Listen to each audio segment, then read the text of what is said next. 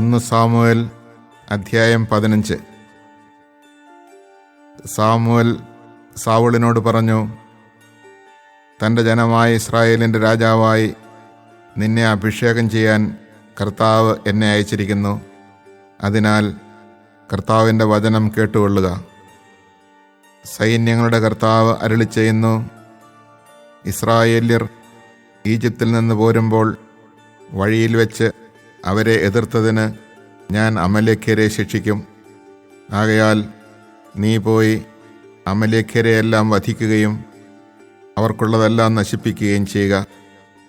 ആരും അവശേഷിക്കാത്ത വിധം സ്ത്രീ പുരുഷന്മാരെയും കുട്ടികളെയും ശിശുക്കളെയും ആടുമാടുകൾ, ഒട്ടകങ്ങൾ, കഴുതകൾ എന്നിവയെയും കൊന്നുകളയുക. സാവൂൾ ജനത്തെ വിളിച്ചുകൂട്ടി തേലായിമിൽ വെച്ച് അവരെ എണ്ണിത്തിട്ടപ്പെടുത്തി.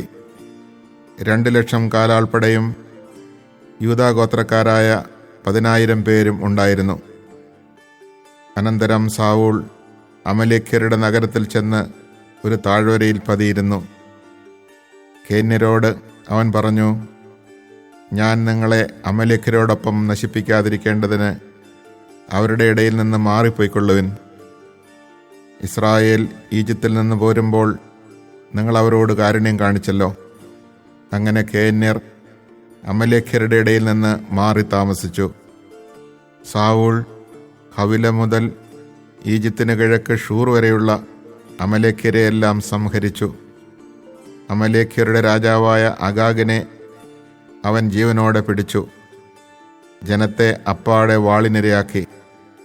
എന്നാൽ സാവൂളും ജനവും അഗാഗിനെയും ആടുമാടുകൾ, തടിച്ച മൃഗങ്ങൾ, കുഞ്ഞാടുകൾ എന്നിവയിൽ ഏറ്റവും നല്ലവയെയും ഉത്തമമായവയൊക്കെയും നശിപ്പിക്കാതെ സൂക്ഷിച്ചു. നിന്ദ്യവും നിസ്സാരവുമായവയെ അവർ നശിപ്പിച്ചു. കർത്താവ് സാമുവേലിനോട് അരുളിച്ചെയ്തു, സാവൂളിനെ രാജാവാക്കിയതിൽ ഞാൻ ഖേദിക്കുന്നു. അവൻ എന്നിൽ നിന്ന് അകലുകയും എൻ്റെ കൽപ്പനകൾ നിറവേറ്റാതിരിക്കുകയും ചെയ്തിരിക്കുന്നു. സാമുവേൽ കോപാകുലനായി രാത്രി മുഴുവൻ കർത്താവിനോട് കരഞ്ഞപേക്ഷിച്ചു.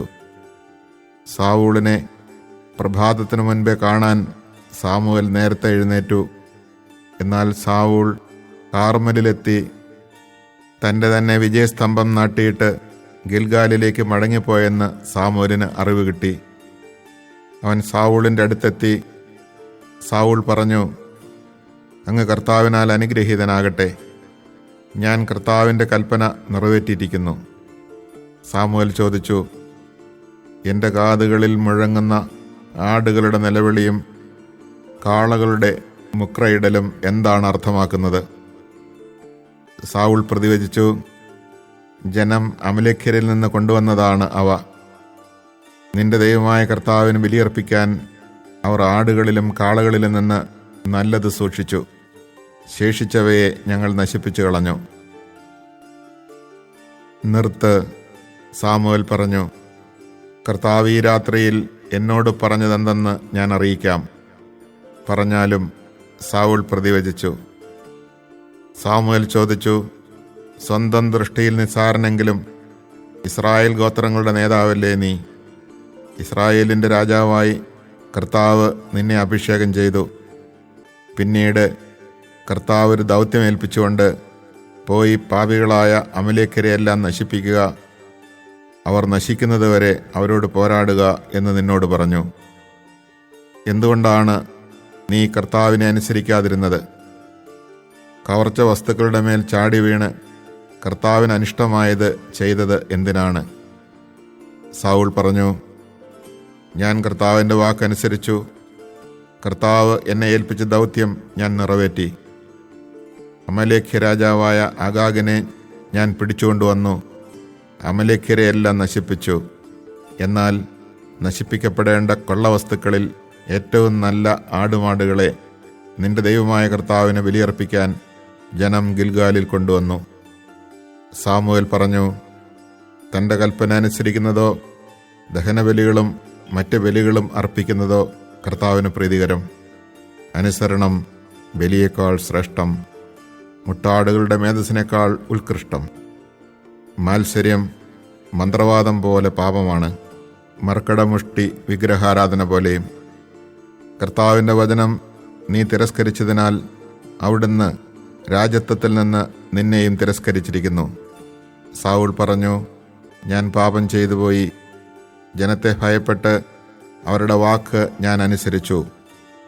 കർത്താവിൻ്റെ കൽപ്പനകളെയും അങ്ങയുടെ വാക്കുകളെയും ലംഘിച്ച് ഞാൻ തെറ്റ് ചെയ്തു. അതിനാൽ എൻ്റെ പാപം ക്ഷമിക്കണമെന്നും കർത്താവിനെ ആരാധിക്കുന്നതിന് അങ്ങ് എന്നോടുകൂടെ വരണമെന്നും ഇപ്പോൾ ഞാൻ അപേക്ഷിക്കുന്നു. സാമുവേൽ പറഞ്ഞു, ഞാൻ നിന്നോടൊത്ത് വരില്ല.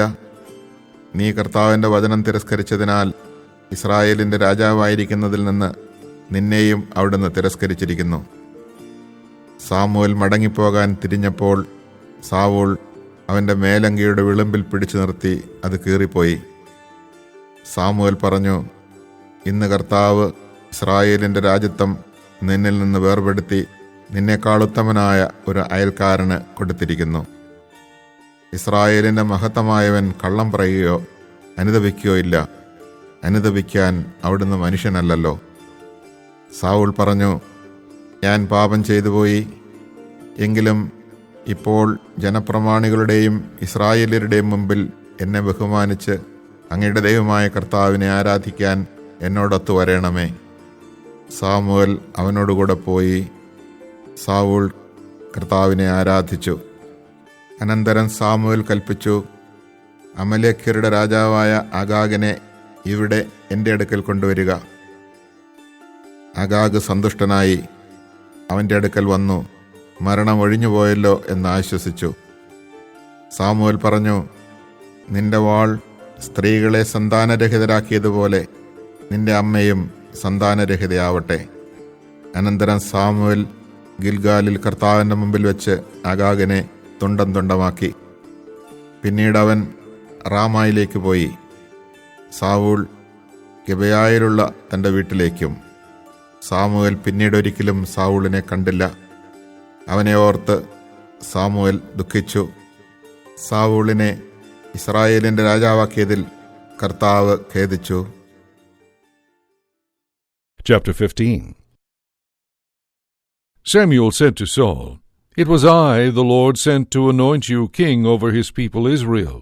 Now therefore listen to the message of the Lord. This is what the Lord of hosts has to say. I will punish what Amalek did to Israel when he barred his way as he was coming up from Egypt. Go now, attack Amalek, and deal with him and all that he has under the ban. Do not spare him, but kill men and women, children and infants, oxen and sheep, camels and asses. Saul alerted the soldiers, and at Telaim reviewed 200,000 foot soldiers and 10,000 men of Judah.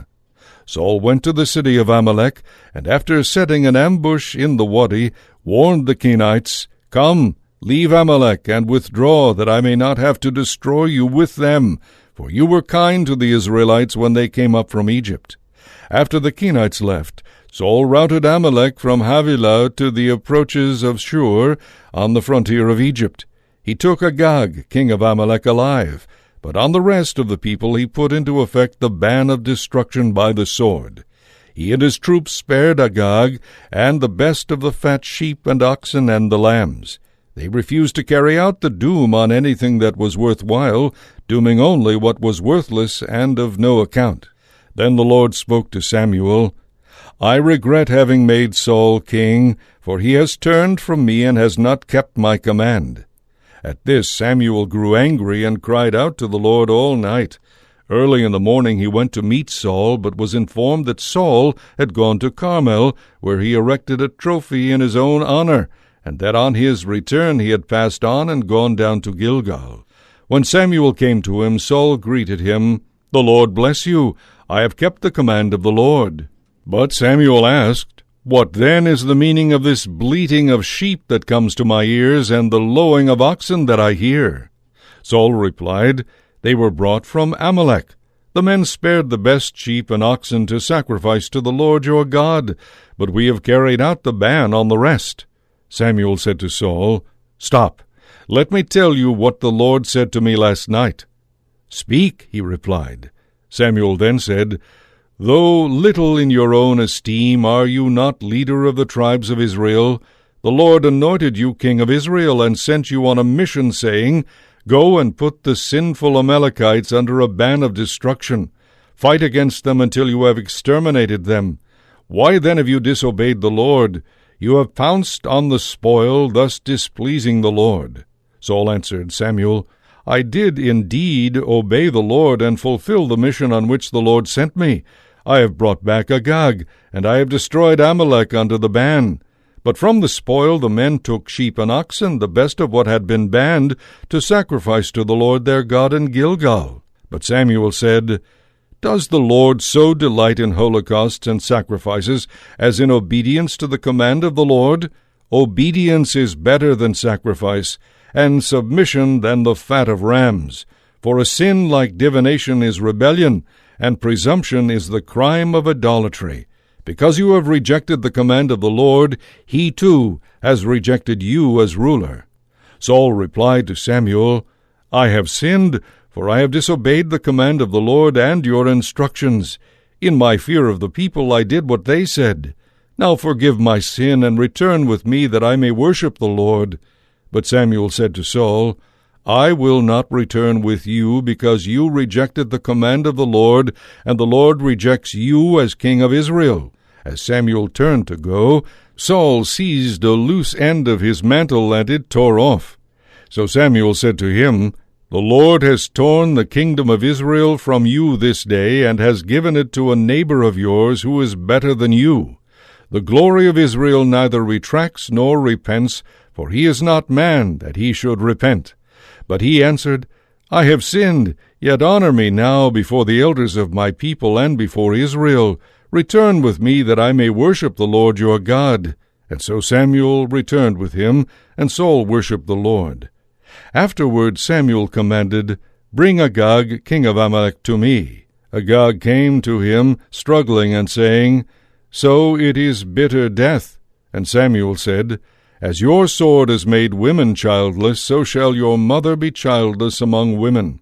Then he cut Agag down before the Lord in Gilgal. Samuel departed for Ramah, while Saul went up to his home in Gibeah of Saul. Never again as long as he lived did Samuel see Saul. Yet he grieved over Saul, because the Lord regretted having made him king of Israel.